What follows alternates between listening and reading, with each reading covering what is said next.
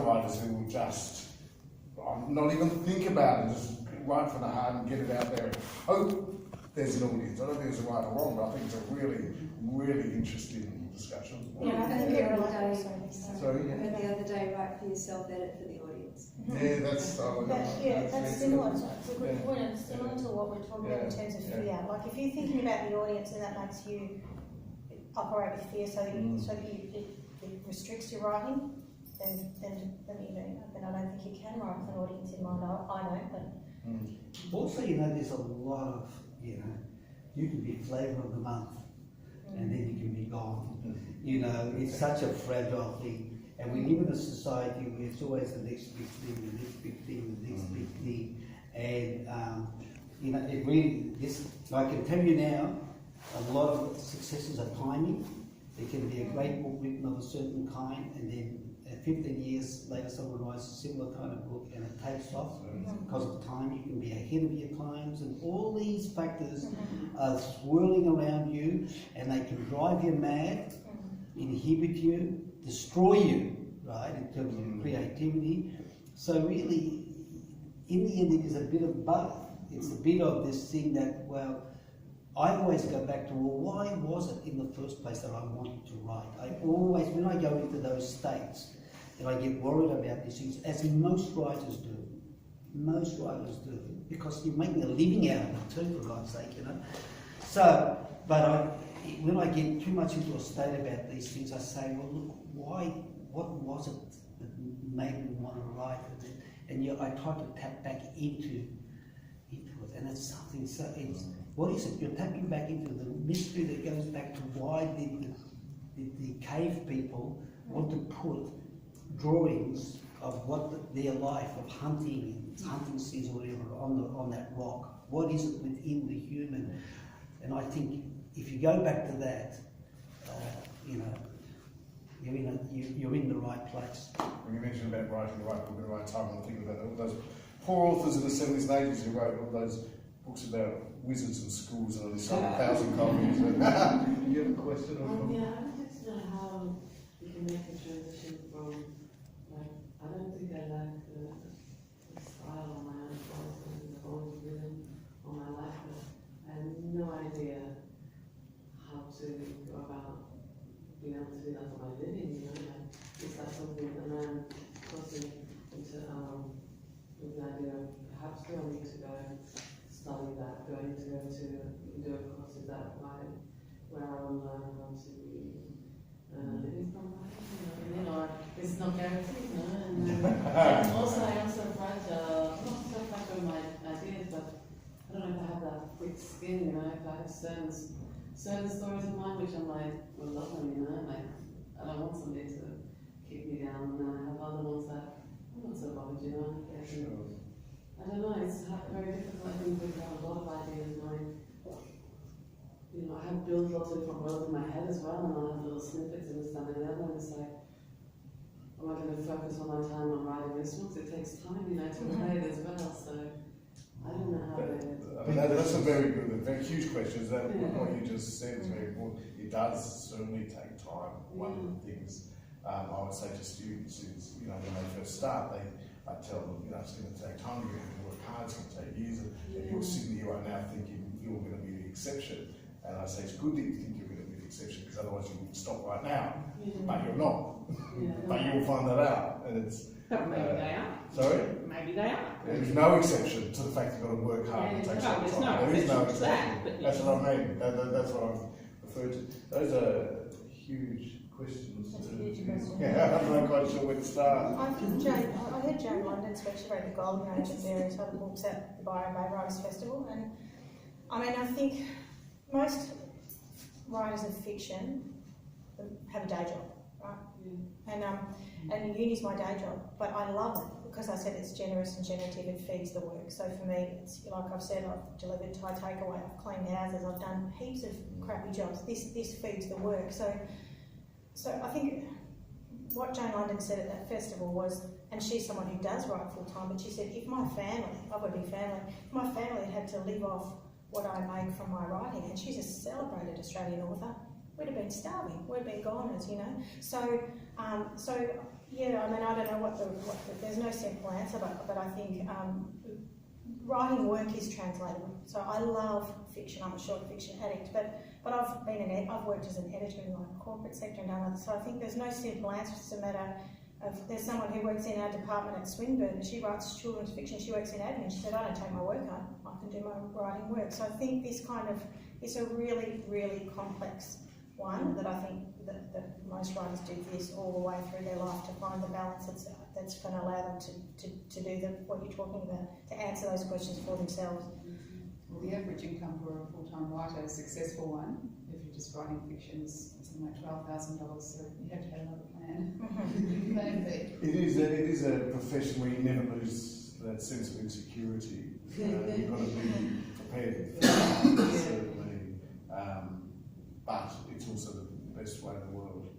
I'll never To make a forget living, this, the best job in the world. I'll never forget this moment, going back to Byron Writers Festival. My first novel had come out, Cafe Scheherazade, and I was invited to take part in a panel with all these novelists, but everyone else was very well known, accomplished Australian novelists. They'd written 4 or 5 novels each, and it was a Sunday morning. I can still see it was a Sunday morning, right?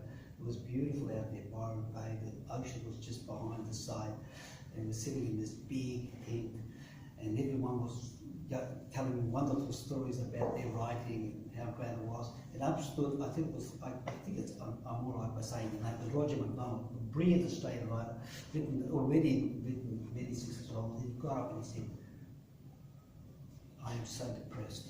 He said, I have been writing this novel for years and I'm lost and there's no way out. And I'm panicking. I don't think I cursed the day I ever started. I cursed the day I was a writer. And something amazing happened.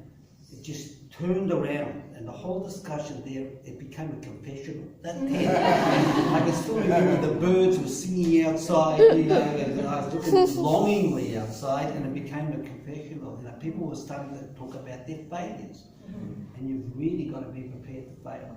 It is also one. By the way, I think the book that he was writing then eventually won the Miles Monthly. I think it was, and a book came out a couple of years later, and I think that one actually became a great success. So it's a tricky thing, and there may be moments when you have to abandon a project. But maybe not. Maybe what it needs. So get a day job turned down. Interesting, it's one of the few jobs. It's one of the few jobs if it gets harder the more you do it. And I mean, I heard an interview with Tim Winton a couple of years ago. He was asked, does it get any easier? He goes, easier? No, it actually gets harder because you're constantly, you're raising the bar and you're pushing yourself. For most jobs, you get to know what you're doing. Writing actually, which was both fantastic to hear. And also a relief to hear, thinking, God, I'm not the only one that finds it harder. But also horrible to hear, like, Jesus, it's never going to be easy. Does it get harder for you? Oh yeah. Yeah, there you go. Without doubt. But also, but the 2 tricky points, I reckon, are to get going and to know when it's enough. Because sometimes you can write the same thing for years and years and years, and there comes a point when that's it. And that's the time to show it to an editor. That's the time to show it to a friend, whoever it is, wherever you're at. There comes a point when you've got to show it. Going back to the issue about criticism, unless you're only writing for yourself, there does come a point where you have to front up. The question is, who do you show it to? So is the question. And in my case now, I send it to my publisher, and I never send a publisher any ideas. I don't go up and say, I've got an idea. I send them something I've sort of at least 2/3 finished. And also the horrible truth is you also have to know when something just isn't working. Yeah. Even if... Have you had that? Have you had abandoned projects? Many. I've got about 7 novels sitting in my drawer. Oh, wow. Yeah, 2 minutes the other day. But I think the problem for most writers is not so much what you're saying, Ara, but because not doing enough drafts. And they just don't, most older writers think, 2 or 3 drafts of a novel is enough. It's just not enough. Kate Weppel does 27. I interviewed Gemmell yesterday for for an upcoming episode of my podcast, and she won 60 drafts. 60 drafts of one Well, that makes me feel better. Yeah. It's not just. Only 50, 60 go! Any other questions or comments? Yeah, Yes. I just want to ask about voice a bit more. I know, when you put your work out there, it's like a voice in the public arena. And what sort of voice will you describe resonates easily to you, in terms of obviously things that move you? It's like a voice in your head. Right. Could you just elaborate a bit more on the voice? Well, I'll ask each one how what voice means to you. That's an interesting question. Voice is a very hard thing to describe and to capture. I had a really interesting experience of how important voice is when I was in a program called Hard Copy, which is a fantastic program. It's run by ACT writers. It alternates every year. One year they take non-fiction writers, the next year they take fiction. You have to have a manuscript you're working on. If you get right through to the end of the program, you get to pitch at publishers and agents that your manuscript. And it's how I got my agent and how I got my publisher. And I was very lucky. I got right through to the end of the program, and I was up in Canberra and I was pitching to agents and publishers. And I had the same conversation. We had 9 publishers and agents. I had the same conversation 9 times. And I'm not saying this to big note myself, I'm just showing how important voice is. They all said to me, the voice, the voice, the voice. How did this happen? And I said, well, I've been a playwright for 30 years. And they all go, I see. It was like their universe didn't make sense. That someone, a completely debut current student in a writing course could write with such a strong voice. And I thought, wow, voice is everything. And that drove it home to me. They're not saying that about my most recent manuscript. So we'll just touch on that. I think it was the whole thing about theatre and drama playwright being that Yes. need to discover character and ways to discover character. I think having written passionately full time since I was 20, there's 30 years of craft in this book and all the courses that I've done as well. I think that helped make and memoir. My weakest point as a writer is place. Is because as a playwright, like there's an empty stage and there's a chair, stage left. That's all you have to do to describe. That's the designer's job to do all of that. So I still struggle with that part of the craft. And my writing group constantly say to me, the dialogue's great, Sarah, but we can't see it. So that's weakness. Yes. But Well, it's something that's not fixed. It's something that constantly evolves in writing. And I know I've written in so many different genres, and when I have this little trick I sometimes do with my students, and I get 3 pieces that I've written, I always tell them it's me. And they all sound completely different. But that's because your voice changes and evolves. I think that's with your reading, and as you learn more about craft, it's a constant journey. I don't think it's ever fixed. But I hate it when someone says, you've got one, you found your voice. It's like, because it's going to change, I think. But a lot of people struggle too with the voice of the character and the voice of the writer, which is another whole area which is difficult. I just don't think it's one of those things you just can't worry about it too much, because you can become so fixated on having a great voice, but it's not something you would necessarily manipulate that easily. So worry about all the other bits that the voice has. Voice. Yeah, look, I think it's. What does James say to you? I'd say it's got to do with self-belief, and it's got to do with being connected to experience,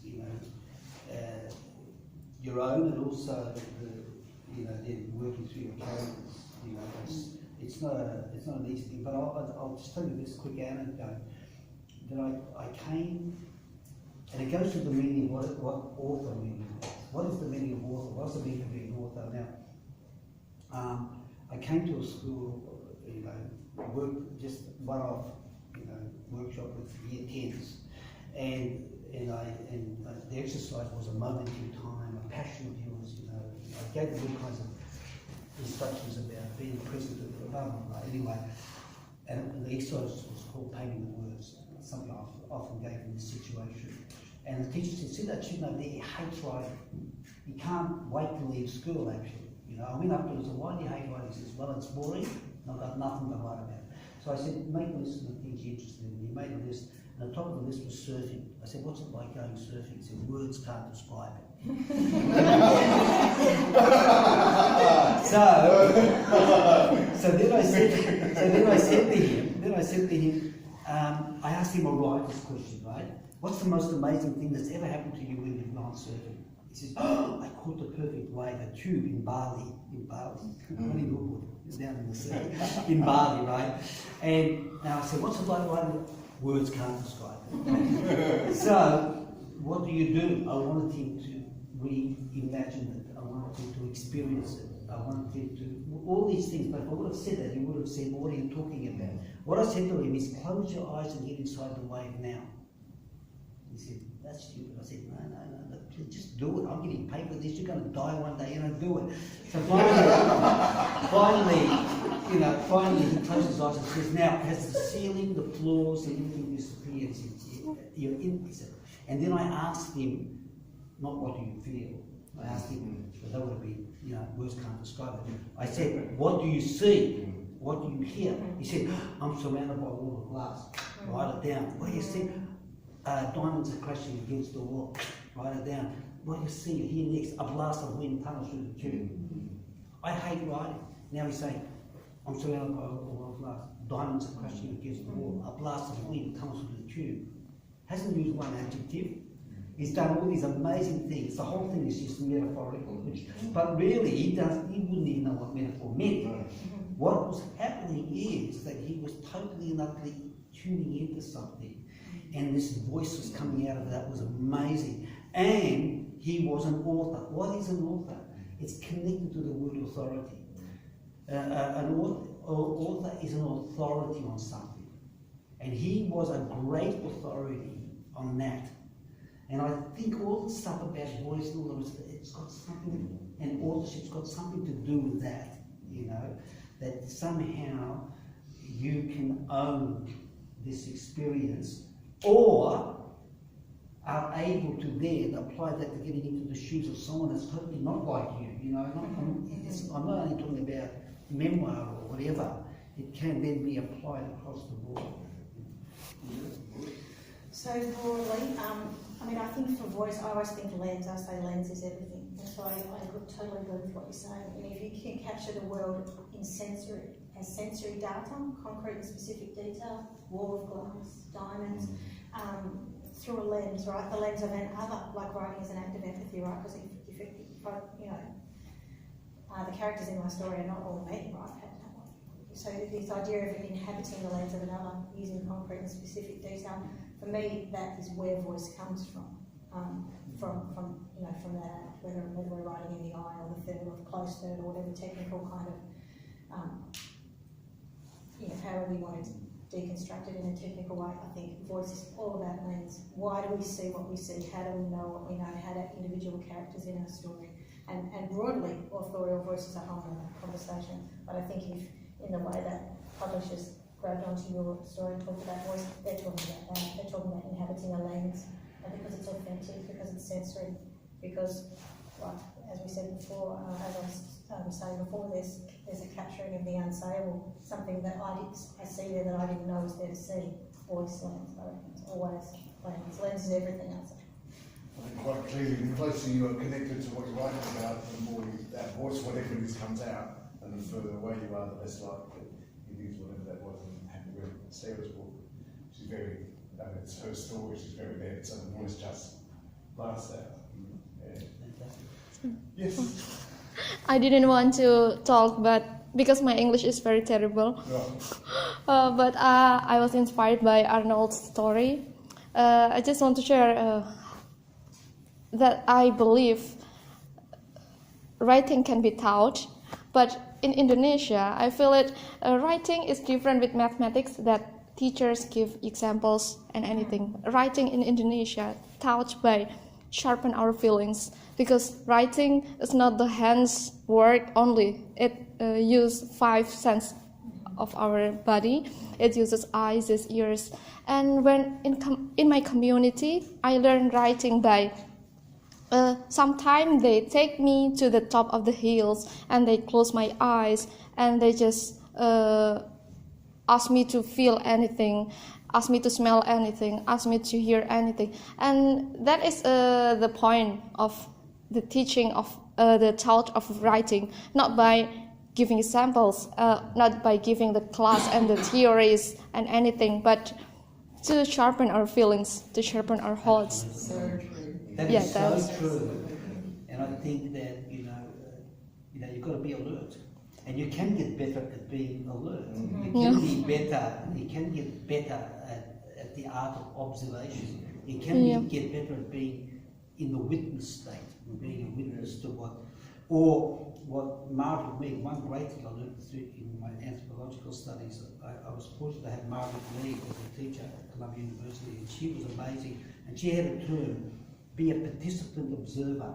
Right? Participant observation, i.e., the writer is the one that's at the party, but another one of them is up there observing the party. And maybe that is what in the end distinguishes between the writer and the artist. That's our kind of madness. That's the kind of our madness is that we step back, as well as experiencing, we step back. And so the art of observation, the art of being present, the art of being alert is very much a part of I think. Yeah, I do an exercise with students where I send them out for 20 minutes, tell them to come back and write down their observations, and they read them out. It's almost always just what they saw, and I say, now go out for another 20 minutes. Now open up your ears, your nose, every other sense, and then come back and write it. And it is just so much more evocative. We have to be reminded that we do have so many senses. Yeah. I think the other thing too, it's great to see so many people writing down, but I always suggest that students keep a sensory journal. So every time you touch something, you smell something, you hear something, write it down, because it's so easily lost. And then when you need it for your writing, you've got this great resource. People don't think to note down those things, but have a sensory journal, a little section where you note things that are sensory, because that's what makes your writing come alive. Right, dear. We've come to an end. Can we please thank our panellists for today's